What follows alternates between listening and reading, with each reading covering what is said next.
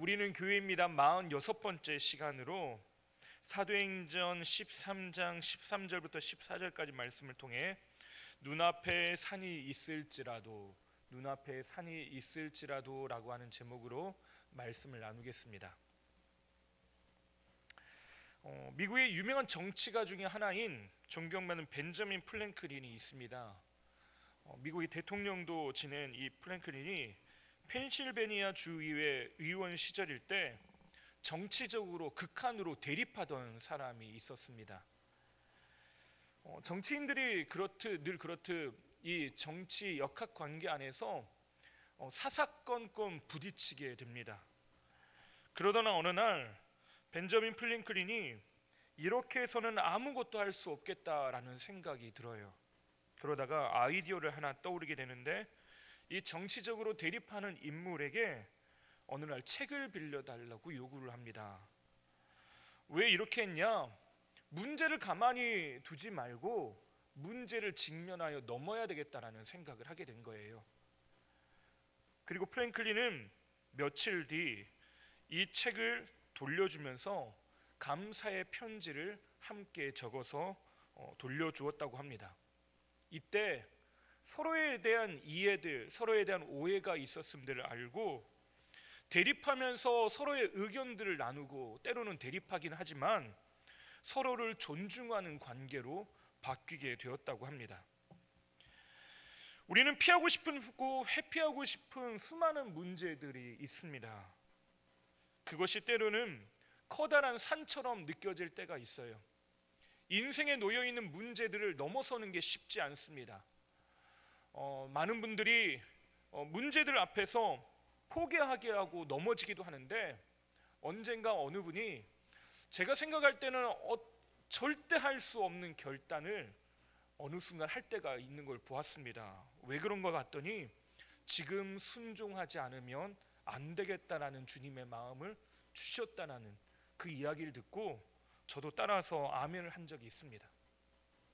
우리가 문제를 만날 때마다 하나님께서 우리에게 선택지를 주셔요. 이 문제를 피해갈 것이냐, 눈앞에 있는 산을 넘어갈 것이냐라고 하는 것입니다. 우리는 이 선택 앞에서 자주 주저하고 때로는 죄송합니다마는 잔머리를 좀 굴립니다. 이렇게 갈까, 저렇게 가면 좋을까, 이렇게 맞을까, 저게 맞을까. 계속해서 우리의 머릿속으로 저울질하면서 나에게 더 무엇이 이로울 것인가를 판단하려고 합니다. 근데 그러다 보면 내가 마치 주님의 길을 따라가는 것 같지만요, 저울질하는 순간 어떻게 되냐? 우리가 주님의 뜻이 아니라 내 생각, 내 유익을 쫓아가게 되더라는 것입니다. 그리스도인이라고 불렸던 안디옥 교회는 바나바와 사울이라고 하는 교회의 중요한 두 리더를 선교사로 파송하는 엄청난 결단을 하게 됩니다. 교회의 리더를 파송했다는 건 교회의 근간이 흔들릴 수 있는 중차대한 문제이죠. 그러나 그때 그들이 어떻게 이런 결정을 했다고 우리가 말씀을 나눴습니까? 성령의 인도하심을 받았다. 성령의 보내심을 따라서 그들을 보냈다고 이야기합니다. 금식하고 기도하고 성령의 음성을 들으면서 그 걸음을 지도하시고 교회 공동체가 나아갈 길을 이끌어 가실 하나님 앞에 그 앞으로의 모든 미래를 내어 맡기기 시작했다는 거죠. 그리고 그 선교팀은 구브로 섬을 통과하여 바보에서 구브로의 총독 서기오 바울을 만나게 됩니다. 이 만남은 앞으로의 바나바와 바울의 여정에서 매우 중요한 역할을 하게 됩니다. 바보에서 서기오 바울이 하나님의 말씀을 듣지 못하도록 바예수가 방해했죠. 서기오 바울은 하지만 이 복음의 메시지를 듣고 예수님을 믿게 됩니다. 이때 앞으로의 변화에 대한 결정적인 장면이 하나가 등장을 하는데요, 우리가 읽지 않았지만 9절 말씀 함께 읽어볼까요? 9절 말씀 함께 읽어보겠습니다. 바울이라고 하는 사울이 성령에 충만하여 그를 주목하고. 바울이라고 하는 사울이 있습니다. 사울이 있었답니다. 여기서요 처음으로 사울이라고 불리는 거에 의해서 이름이 바뀌어서 등장을 합니다. 바울이라고 부르는 사울. 이제 앞으로 이 사울을요 바울이라고 부르게 됩니다. 그럼 왜 갑자기 멀쩡한 이름 놔두고 바울이라고 부르게 됐을까? 이 의미에 대해서 여러 가지 생각을 해석하는 분들도 계시지만 선교학적으로 봤을 때는요 이 이름을 바꾼 행위가요 굉장히 큰 의미를 가지고 있습니다. 여기서 사울은 히브리식 이름입니다. 우리가 알고 있는 사울 왕과 같은 이름이죠. 바울은 헬라식 이름입니다. 그래서요 우리나라 사람이 미국에 가면 미국 사회에 빠르게 녹아들고 그 사회에 적응하기 위해서 멀쩡한 우리나라 이름 놔두고요 존이라고 데이비드라고 뭐 이름을 바꾸잖아요. 그렇죠? 예. 대형 킴 그러면 못 알아들으니까 그게 도대체 뭐냐 그러니까 이름을 미국식으로 부르는 이름을 하나 만들게 되는 것처럼 바울도요 주의 복음을 전하다가 보니까 어떤 일이 일어납니까? 다메섹 도상에서 예수님을 만났을 때 이 바울에게 주님이 주시는 사명이 있는데요 너는 이방의 빛이 될 것이다 라고 말씀하셨습니다. 지금 가고 있는데 이 복음을 전하는 선교사로 파송이 되어서 구브로 땅을 지나가고 있는데 어떤 일이 일어납니까? 서기오 바울이라고 하는 사람 총독을 만났는데 그가 회심하고 돌아서는 겁니다. 예수님을 믿게 됐더라는 거죠. 근데 서기오 바울이 어디 사람입니까? 로마 사람이에요. 로마 사람, 다시 말해 이방인이요 복음을 들었다는 것입니다. 그래서요 이 서기오 바울이 복음을 들은 그 일 때문에 이들은 거기에 멈추지 않습니다. 그래서 구브로에서 배를 타고 오는 말씀에 의하면 버가로 떠나게 돼요. 여러분 본래 그리스도인이라고 하는 이름이 뜻이 뭐라고 했죠? 조롱하는 의미라고 했습니다. 이 예수쟁이들 하고 하는 사실은 나쁘게 부르는 이름입니다. 그런데 그걸요 안디옥 교회 성도들은 내 안에 예수님이 계시는 걸 다른 사람도 인정한다라고 하는 영광스러운 이름으로 받아들이기 시작합니다. 그래서 서로 자기신들의 이름을 뭐라고 부릅니까? 나는 그리스도께 속한 사람, 그리스도인이라고 부르는 것입니다. 우리 올해 표 한번 같이 함께 고백해 볼까요? 우리는 그리스도인입니다. 예. 그래서 이번 주에는 우리는 그리스도입니다라고 하는 속해 편성표 지난주에 잘못 나갔잖아요.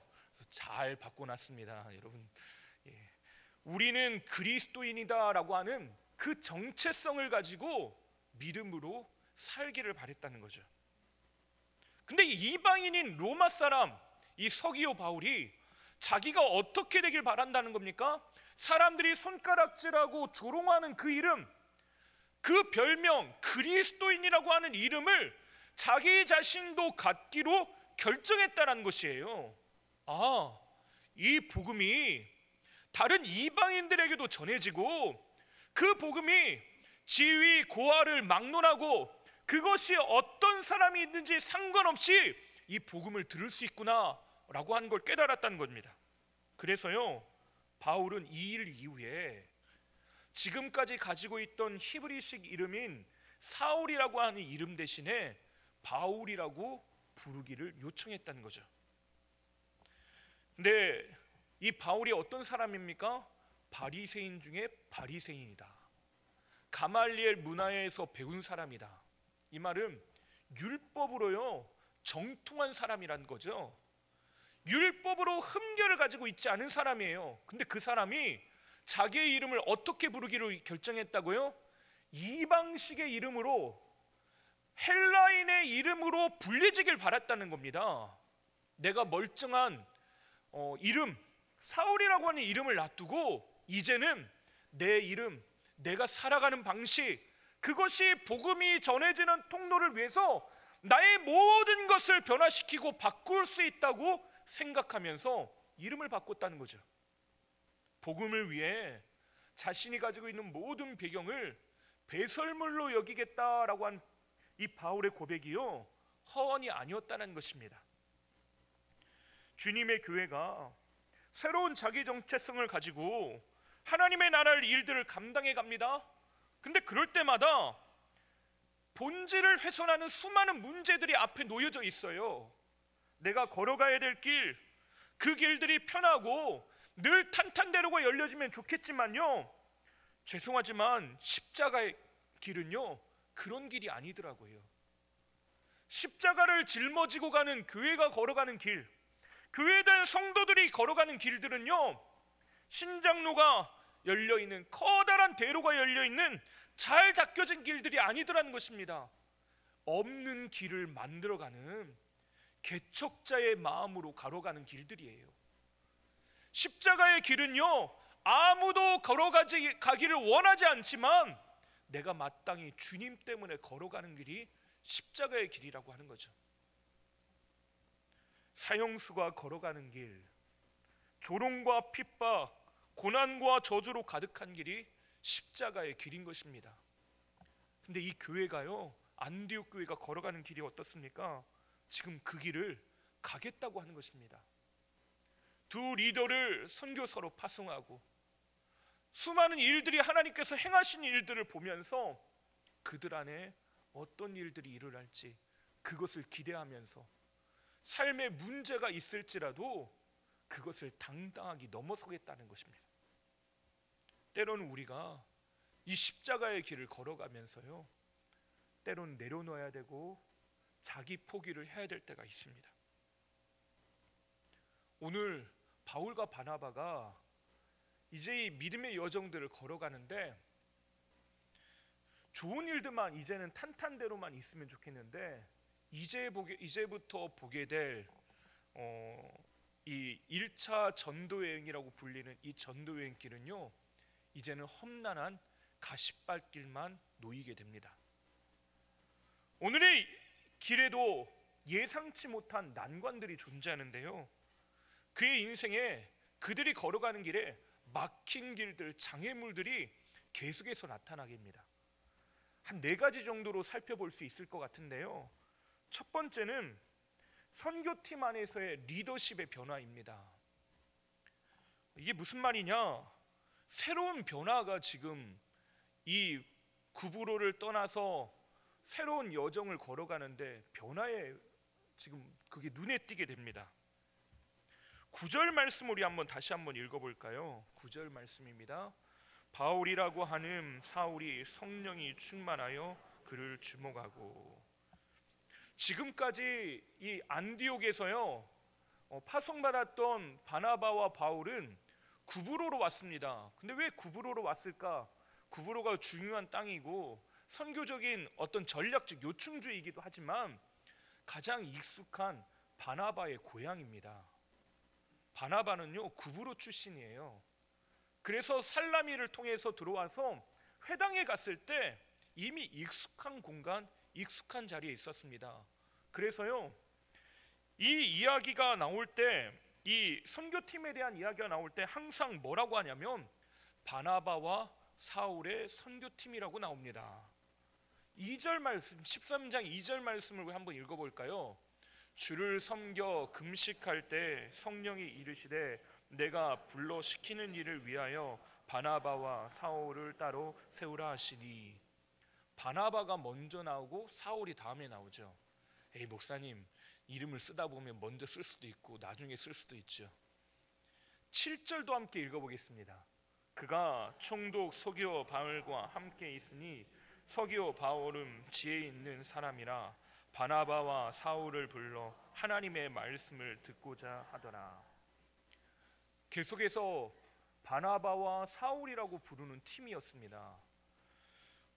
조금 전에 말씀드린 것처럼 목사님 누구 이름이 먼저 나온다고 뭐가 중요합니까? 하실 수도 있을 것 같습니다. 제가 말하는 게 억지인 것처럼 느껴질 수 있을 것 같습니다. 그런데 오늘 우리가 읽은 말씀을 보면요, 이게 그냥 이름을 바꾸는 정도의 문제가 아니라 엄청난 변화가 있었다는 걸 알게 됩니다. 13절 말씀을 함께 읽어보겠습니다. 바울과 및 동행하는 사람들이 바보에서 밤빌리아에 있는 버가에 이르니 요한은 그들에게서 떠나 예루살렘으로 돌아가고. 지금 전도여행팀, 이 선교팀에서 중요한 인물로 여겨지는 사람이 바나바입니다. 바나바는 안디옥 교회가 탄생했을 때 예루살렘 교회로부터 파송받아서 안디옥 교회를 세운 굉장히 중요한 인물이죠. 근데 여기서요, 그의 이름이 쏙 빠지게 됩니다. 물론 그 이후에 사라진 건 아닙니다. 하지만 이 선교팀을 일컬어 뭐라고 하냐? 바울과 및 동행하는 사람들이라고 합니다. 이걸 거의 대부분의 신학자들은요, 리더십의 변화가 있었다라고 하는 것이에요. 조금 전에 아까 어떤 일이 있었습니까? 사울이 성령에 충만하여 그 일들을 감당했습니다. 바나바가 아니라요, 바나바가 익숙한 고향, 자기가 머물고 있는 그곳에서 중심적인 사역을 감당했었는데, 이 바보라고 하는 곳에 와서 사역을 감당하다 보니까 서기오 바울이라고 하는 총독을 만났을 때 이 바울이 가지고 있었던 지식, 영적인 능력, 그것을 하나님이 사용하시는 걸 보게 되었다는 것입니다. 하나님께서 지금 이 서기오 바울이라고 하는 사람에게 이방의 빛으로서 이 바울을 사용하시는 것들을 그 함께 했던 모든 팀원들이 보게 되었다는 거죠. 그리고 이제 리더십이 바울을 중심으로 진행이 되면서 이제 앞으로의 사도행전은요, 누구를 중심으로, 누구의 선교 사역을 중심으로 기록이 되냐? 바울을 중심으로 기록이 되게 됩니다. 두 번째 장애물이 하나 또 등장을 합니다. 마가의 이탈입니다. 바보에서 은혜로운 사역을 마치고 선교팀은 조금 전에 우리가 읽었던 것처럼 밤빌리아에 있는 버가로 이동하게 됩니다. 배를 타고 옮겨갔다고 하는데 지도를 한번 보면 좀 이해가 될 것 같습니다. 이건 1차 전도 여행의 지도입니다. 오른쪽 끝에 보면 안디옥이라고 있죠. 저기가 안디옥 교회가 있는 수리아 안디옥이라고 불리는 곳인데요, 거기에서 실루기아에서 배를 타고 살람의 회당에서 복음을 전하다가 바보에 있는 서기오 바울 총독을 이제 만나고 그에게 복음을 전하여서 그가 회심하는 장면, 거기까지 우리가 지금까지 봤습니다. 거기서 지금 13장 13절에서 어떻게 합니까? 바보에서요, 버가까지 배를 타고 갑니다. 이 배를 타고 가는 과정 생각보다 길죠. 이 여정에서 변화가 하나 더 생기는데 13절에 보면 마지막 부분에 요한은 그들에게서 떠나 예루살렘으로 돌아가고. 요한이 선교팀을 이탈했답니다. 그럼 요한이 누구냐? 이 요한은요, 마가 요한, 마가복음의 저자인 마가를 의미합니다. 이 선교팀이 출발할 때 바나바가 자신의 조카인 마가를 선교팀에 합류를 시켰습니다. 근데 그가 떠나면서 어떻게 합니까? 이 배를 타고 돌아가는 과정 중에 나 이제 선교여행 안 가 하고 돌아왔다는 거죠. 이걸 신학자들이 일반적으로 두 가지로 해석을 합니다. 성경에는 기록이 안 되어 있기 때문에 어떻게 보면 추정일 수 있는데요, 첫 번째는 선교여행이 너무 힘들다는 겁니다. 생각보다 과정이 힘들다라고 하는 것 때문에 이탈했을 것이다. 두 번째는 이 리더십의 교체 과정에서요, 바나바가 누굽니까? 마가의 삼촌이에요. 삼촌이 가지고 있던 입지가 흔들리는 걸 보면서 불만을 품었다고 하는 견해입니다. 성경은 이야기하고 있지 않기 때문에 그냥 다만 추측할 뿐인데요, 근데 한 가지 확실한 사실이 하나 있습니다. 그것이 힘들어서든지 불만을 품어서든지 이게 누구에 의한 거냐? 마가의 의지로 결정한 문제라는 것이에요. 마가가 내가 더 이상 못 해먹겠다고 소리 지르고 자기 힘, 자기 의지를 갖고 떠났다는 겁니다. 어쩔 수 없이 마가가 떠난 게 아니라요, 사정에 의해서 떠난 게 아니라 마가가 의지를 가지고 그 공동체로부터 떠났다는 거죠. 핵심 멤버인 이 마가가 공동체에서 이탈했다라고 하는 건 공동체에 엄청난 타격입니다. 제가 그런 이야기 드렸던 것 같아요. 교회를 옮기는 문제는 굉장히 중요한 문제입니다. 중요한 문제인데 이것이 그냥 문제가 아니라 하나님의 왼쪽 주머니에서 오른쪽 주머니로 옮기는 문제가 아니라 그리스도의 몸이라고 한다면 신체의 일부가 다른 몸에 갖다 붙는 겁니다. 살기 위해서는 그렇게 해야 돼요. 살기 위해서는 어쩔 수 없이 그렇게 해야 됩니다. 그래야만 삽니다. 하지만요, 그 과정을 지켜보는 사람들은 기도할 수밖에 없어요. 간단한 문제가 아니기 때문에 그래요. 살아야 하는 중요한 문제 앞에서 그리스도의 몸이 살아야 되는 문제 앞에서 너무나도 중요하고 이게 엄중한 결단이라는 것입니다. 핵심 멤버가 공동체로부터 이탈했다. 이건 굉장히 어려운 문제일 수 있어요. 세 번째 막혀있는 길은 그의 앞에 놓여있는 커다란 산입니다. 14절을 보면 그들은 함께 읽어볼까요? 그들은 버가에서 더 나아가 비시디아 안디옥에 이르러 안식일에 회당에 들어가 앉으니라. 바울과 바나바가 버가에서 더 나아갔답니다. 그냥 버가에 머물러 있지 않고 비시디아 안디옥까지 갔대요. 버가는요, 당시의 밤빌리아 지역의 수도였습니다. 가장 중요한 도시였죠. 거기에는 할 수 있는 일들이 참 많습니다. 큰 도시이기 때문에 복음을 전할 수 있는 곳이 많이 있지만 바울과 바나바는 거기에 머물지 않고 어디로 갔답니까? 비시디아 안디옥에까지 갑니다. 그러면 버가에서 비시디아 안디옥으로 갔다고 하니까 여러분이 감이 잘 안 오시죠? 지도를 또 한번 보도록 하겠습니다. 좀 지도가 다르죠? 여기는 좀 지형이 조금 있습니다. 앞이 잘 보이시죠? 보면 아래에 꺽쇠들이 막 여러 개 있죠? 그게 산맥입니다. 산이에요. 지금 밤빌리아에 있는 버가라고 하는 게 왼쪽 중앙 정도에 보이시나요? 버가. 그 아래 오른쪽에 보면 밤빌리아라고 되어 있죠? 밤빌리아가 있습니다. 그리고 그 위에 보면 갈라디아라고 있죠? 갈라디아에 평원이 있습니다. 근데 그 갈라디아 왼쪽에 보면 비시디아 안디옥이라고 써 있어요. 그렇죠? 발견하셨습니까? 버가에서 비시디아 안디옥으로 가려면 산맥을 넘어야 됩니다. 우리나라 서울에서요, 강릉으로 가려면 대관령 고개를 넘어야 됩니다. 속초로 가려면 한계령 고개를 넘어야 돼요. 이 고개로 넘어가는 게 보통 쉬운 일이 아니죠. 차로도 넘는 것들이 쉽지 않더라고요. 그런데 이 밤빌리아에 있는 안디옥 사이에 있는 이 산맥은요, 최고 높은 산이 몇 미터일까요? 약 3,900m 정도 됩니다. 한라산의 딱 2배 정도 된 높이. 거기를요 넘어갔답니다. 한라산 가보셨죠? 한라산 가보신 분들이 있으시죠? 한라산 그냥 아침밥 먹고 아유 산에 좀 내가 산보 좀 하고 와야 되겠다 하고 산책하려고 여러분 그냥 안 넘으시죠? 한라산 올라가시는 분들요 한 몇 달 전부터 몸을 만드시더라고요. 그냥 넘어가면 탈난다고. 그리고 올라갈 때도요 마치 히말라야 등정하는 것처럼 전투복을 입는 것처럼 등산복을 입고 장비를 착용하고 갑니다.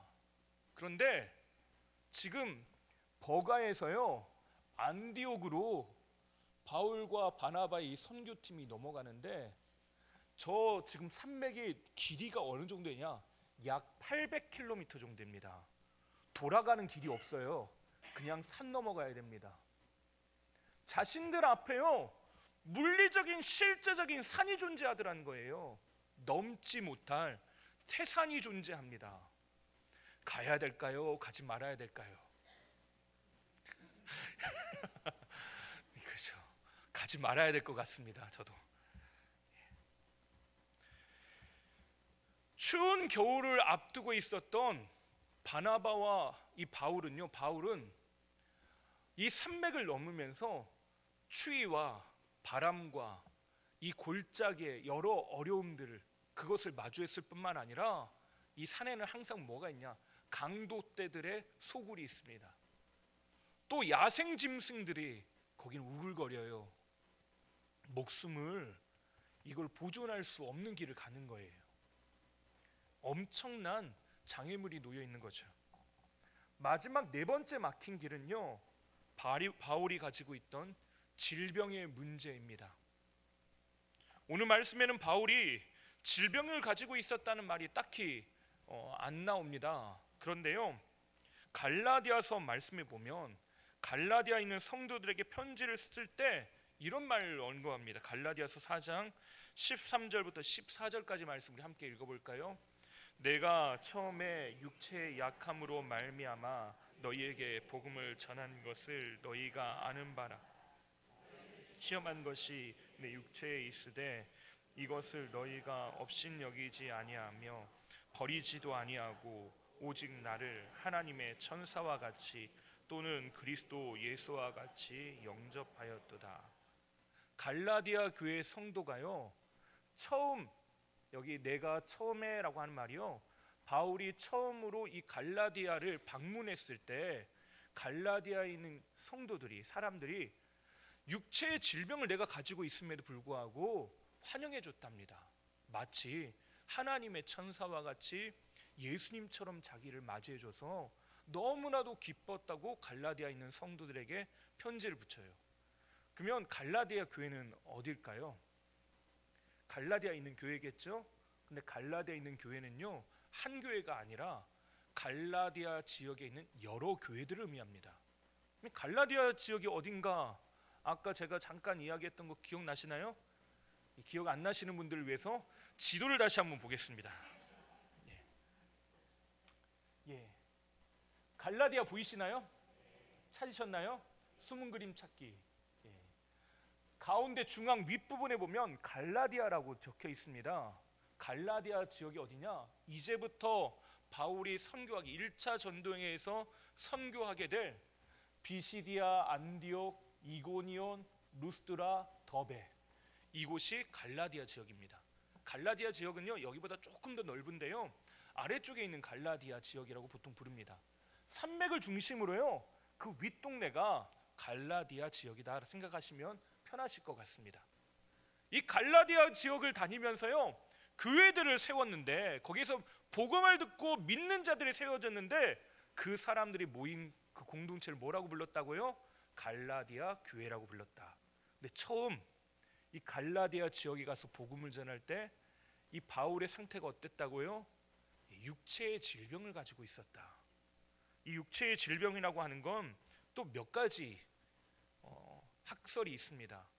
첫 번째는 이 여행을 시작하면서 풍토병에, 말라리아와 같은 풍토병에 걸렸을지도 모른다라고 하는 설과, 두 번째는 본인이 가지고 있던 지병, 그것이 안과 질환이 됐든 아니면 뇌전증, 우리가 흔히 간질이라고 부르는 그 질병이 됐든 가지고 있던 질병이 다시 발병했을 것이다라고 하는 거죠.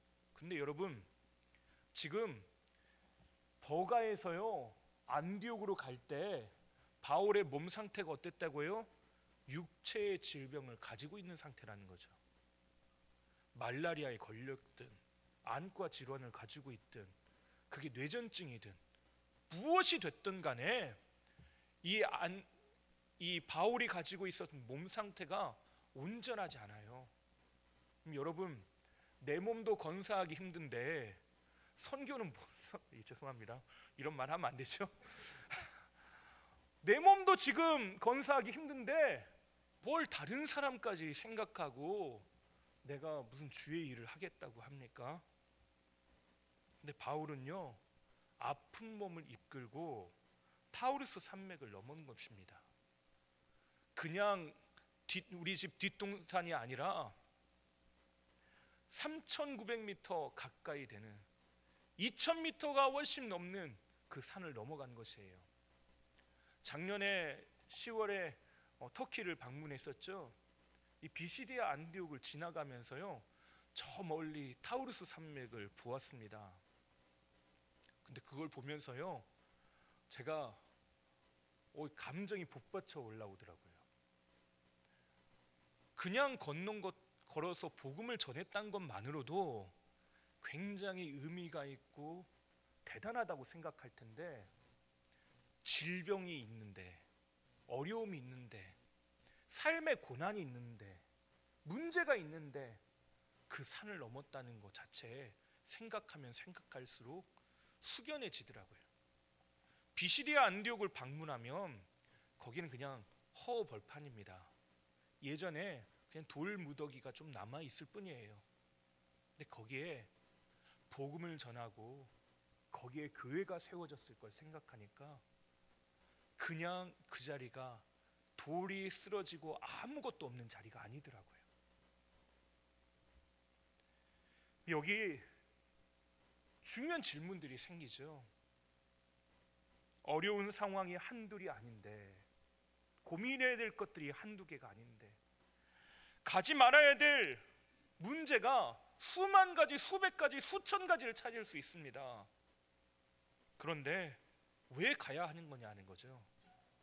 왜 이 복음을 들고 산을 넘어야 하느냐라고 하는 거예요. 공동체 안에 주도권 문제로 갈등이 생기고, 몸과 마음이 상해서 공동체를 떠난 지체도 생기고, 실제적인 문제들 앞에서 어찌할 바를 모르는 상태, 높은 산과 질병들, 그것이 나를 괴롭게 하는 여러 가지 문제들이 나를 겹겹으로 둘러싸면서 갈 길을 막아서고 있어요. 안디옥으로 돌아간다고 해도요, 여러분 아무 이상할 게 없는 상태입니다. 제가 혼자 고민했습니다. 말씀을 준비하면서요, 나라면 어땠을까?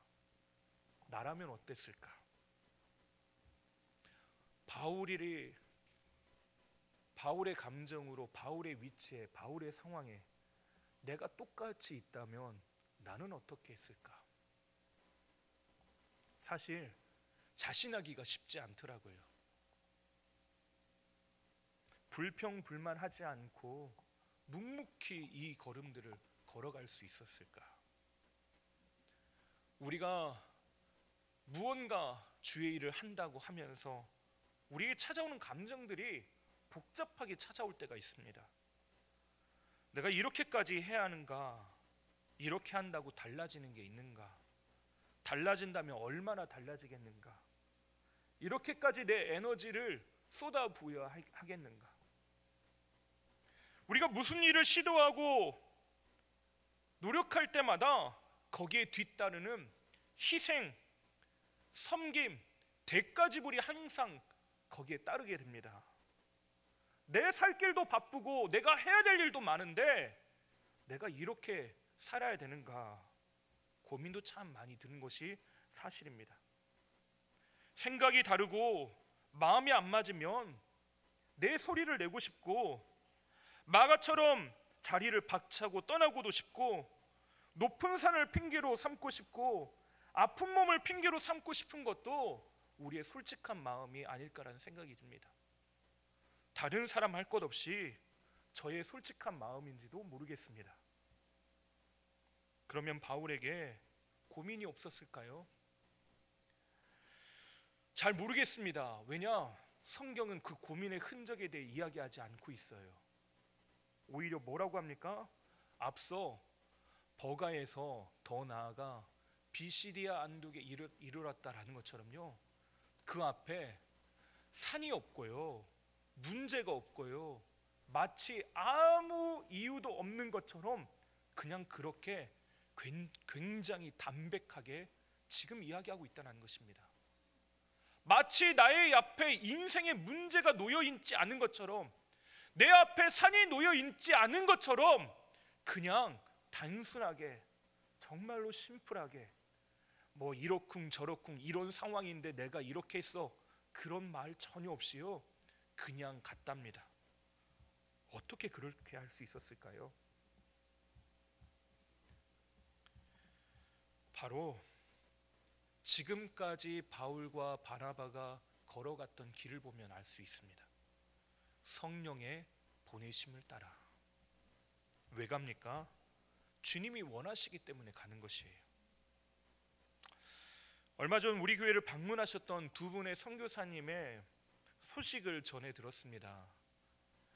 파라과이 선교사님은 한국에서 일정을 보내고 파라과이 선교지로 다시 돌아가셨는데, 갔더니 교회 내 가슴 아픈 여러 가지 문제들이 발생을 했답니다.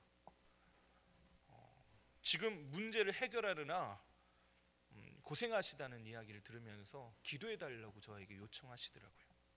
또 저기 중동 지역을 섬기시는 선교사님은 얼마 전 다시 나가게 될 선교지를 방문하고 돌아오셨다는 소식을 들었습니다. 거주하게 될 집들, 또 사역지와 비자 문제들 여러 가지를 돌아보고 돌아왔는데, 그곳에 복음을 듣고 변화된 분들이 있었다는 소식을 전해 들었답니다.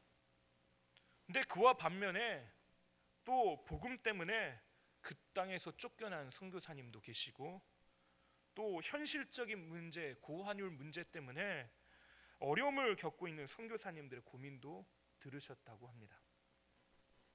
기도가 정말 많이 필요한 것 같습니다. 우리 중동을 섬기실 선교사님은 5월에 다시 출국할 예정, 가족과 함께 출국할 예정이신데 여러분 기도해 주시길 부탁드립니다. 이런 선교사님들의 삶에요, 어려운 문제들이 산적하게 놓여 있습니다. 높은 산들이 놓여 있고요, 그 산을 넘지 않아도 되는 수만 가지 이유들을 가지고 있어요. 그렇게 척박한 땅에, 그렇게 어려운 곳에 왜 가려고 하십니까? 라고 질문하면 선교사님들은요 항상 똑같은 대답을 하시더라고요. 주님이 가라고 하시니까요. 그냥 그것 때문에 간답니다. 어떤 열매가 있을지, 무슨 일을 할지 모르지만요, 그 주님의 명령에 순종하며 간답니다. 다른 미사 요구가 필요 없어요.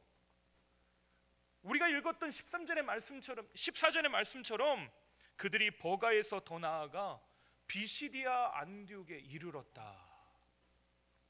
그들이 걸어가야 될 길, 그 길을 그냥 단순하게요, 정말로 심플하게요, 주님이 말씀하셨기 때문에, 주님이 부르시고 계시기 때문에, 주님이 가라고 하시기 때문에 그 십자가의 그 길들을 걸어가는 것입니다. 때로는 산을 넘다가 무릎도 까지고요, 발목도 삐고 어려움도 당합니다. 근데 주님은 우리가 그 십자가의 길을 걸어갈 때 왜 너는 맨날 실패하고 넘어지니? 라고 핀잔을 주시지 않으십니다. 우린 넘어질까 두려워요. 그 주님의 길을 따라가다가 그 일들을 잘 감당하지 못할까 봐 굉장한 두려움에 사로잡힐 때도 있습니다. 근데 오히려 주님은 뭐라고 말씀하시냐?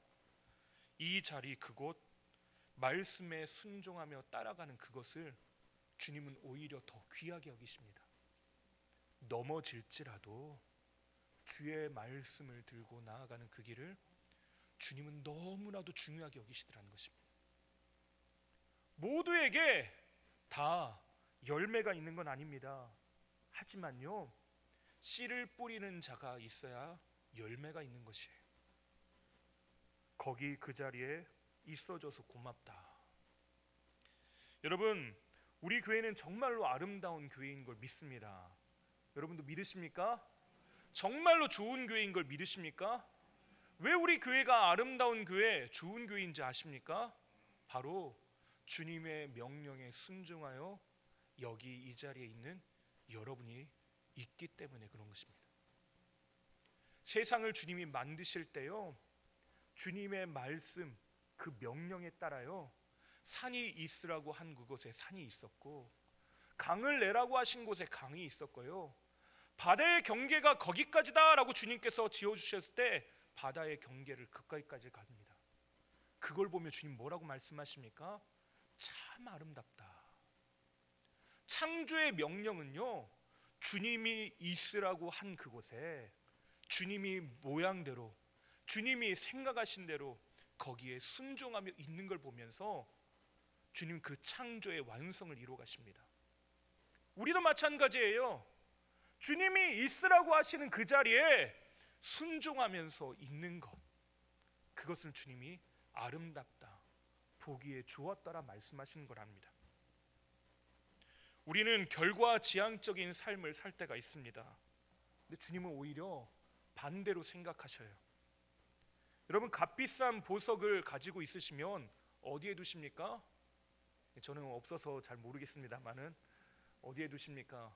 상상해 보시면요, 그냥 밥 먹는 식탁 위에다가 엄청난 그 다이아몬드 반지를 그냥 막 뿌려놓고 금팔찌, 금목걸이를요 그냥 침대 위에다가 항상 얹어놓고 그냥 여러분 생활하시진 않으시죠? 넘쳐나시는 분은 그럴 수 있을 거라 생각이 듭니다. 돈 깔아놓고 주무시는 분들 있을지 모르겠습니다. 그런데요, 대부분의 사람들은요, 비싸고 소중한 건요, 좋은 것, 귀한 것, 그냥 그게 있어야 될 곳에 무언가 그마에 합당한 곳에 둡니다. 근데 성경을 봤는데 예수님이 충격적인 이야기를 하십니다. 천국에 대한 이야기를 하면서요, 밭에 감추인 보화에 대한 이야기를 해요. 여러분, 비싼 보석을 가지고 있는 사람이 밭에다가 숨겨두는 사람이 어디 있습니까? 텃밭 있는 분들이 있으시죠? 여러분들 이제 금목걸이, 다이아몬드, 귀걸이, 반지 이런 거 어디다 두시면 되냐면 밭에다가 숨겨 놓으시면 됩니다. 예, 맙소사죠. 그런 일은 없어요. 사람들은요, 그릇에 주목을 해요. 그런데 주님은 뭐에 주목하시냐? 그 그릇에 담긴 걸 주목하십니다. 질그릇이더라도 그게 왜 귀한 그릇이 될 수 있습니까? 주님이 쓰시면 귀한 그릇이 되는 것입니다. 우리의 인생에 수많은 문제들이 있습니다. 거기 앞에서 넘어서야 되지 못할 수만 가지 이유들을 가지고 있어요. 그런데요, 주님이 우리에게 주신 이 말씀, 이 복음은요, 우리에게 너무나도 귀하고 복된 걸 우리 주님은 거기다가 숨겨 놓으셨대요. 비시디아 안디옥으로 갈 그 험산 줄령을 넘어서 가게 된 이유가 뭡니까? 거기는요, 주님이 나를 위해 준비해 놓으신 보화가 가득하기 때문에 그래요. 우리는 그 주님을 오늘 만나야 합니다. 오늘 우리 인생 가운데 수많은 산들이 존재하고 있습니다. 눈앞에 넘어서지 못할 것 같은 수많은 문제들이 우리 앞에 겹겹이 놓여 있어요. 근데 우리는 그때 어떻게 해야 됩니까? 주님의 말씀에 순종하면서 단순하게 살아야 합니다. 주님 말씀하셨으니까요. 주님이 거기 있으라고 하시니까요. 주님이 우리를 인도하시니까요. 신앙 좋다고 말할 때는요, 항상 무턱대고 믿는 분들입니다. 주님이 나를 인도하시니까요. 주님이 내 아버지가 되시니까요. 우리가 이것을 믿으면서 오늘의 삶을 살게 되시길 바랍니다. 십자가의 길은 험한 것처럼 보이지만 그 안에 반드시 소망이 있습니다. 기쁨이 있습니다. 이것을 누리시는 저와 여러분 되시기를 주님의 이름으로 축원합니다. 기도하겠습니다. 선하신 하나님, 오늘도 우리를 인도하시고 이끌어 주시니 감사합니다. 주님의 선하심을 날마다 누리는 복된 삶이 되게 하여 주시옵소서. 눈앞에 있는 산들, 그 문제 앞에서 절망하거나 낙심하여 넘어지는 것을 대신에 주님을 따르고 주님을 의지함으로 믿음으로 나아가는 복된 삶을 살게 하여 주시옵소서. 오늘도 변함없이 우리의 길을 인도하시는 그 주님 때문에 오늘의 삶을 살게 될 줄 믿사오며 우리의 모든 것 되시는 예수님의 이름으로 기도하옵나이다. 아멘.